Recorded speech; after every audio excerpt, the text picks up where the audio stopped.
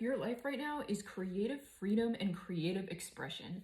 You've actually come to the realization pretty recently that one of your major blocks was you feeling stuck over how you think things are supposed to be done, as opposed to just like listening to your intuition and going with your own kind of flow.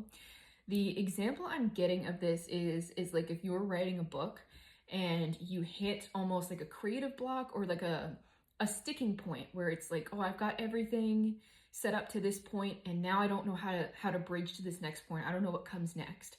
And in your mind, you think if I set aside 20 minutes a day to just write, that's what I need to do. That's what's going to get this book done, that type of thing.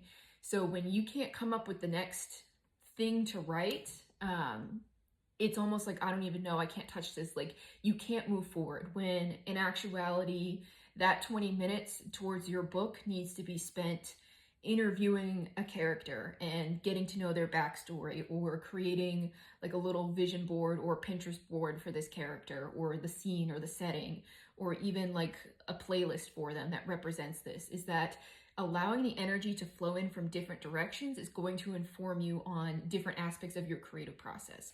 So that's kind of an example of what you could be experiencing, that you think there's something that you're meant to do each day, or even sometimes your creative process doesn't even, for this book example, involve you sitting down at your desk and writing something. Sometimes what you need to inform this next step or the next part of the story is some experience that you're going to have when you go out on your walk today, or someone that you meet at the grocery store.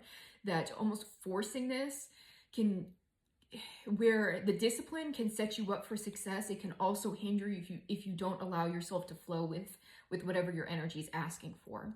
So you're starting to almost free up your energy so that it's less of 20 minutes a day towards writing this one thing and more of 20 minutes a day dedicated towards this creative project. So sometimes that means sitting down and writing for 20 minutes. Sometimes that means going for a walk for 20 minutes to get some inspiration, or to have a conversation with one of the characters in your head, that kind of thing.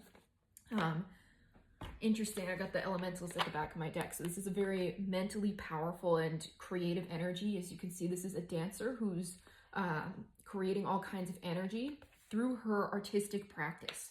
So that's sort of the like freedom energy that you have been in, where you're no longer constraining yourself to how you think things should look. That this is how authors should behave, or this is how painters should behave, or what have you, whatever your medium is, whatever your zone of interest is, or even your zone of like mastery is what I'm getting.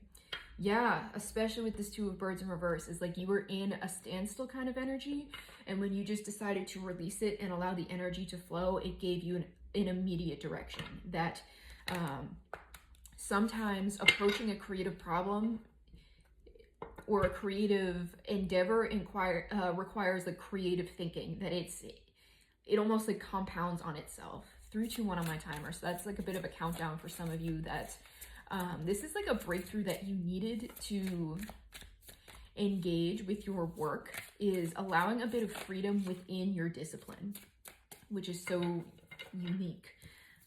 Yeah, again, this at the back of my deck, but especially with this 10 of Lotuses here, it's a really beautiful card. It's a card of fulfillment and happiness. It rivals the Sun card when it comes to happiness in this deck.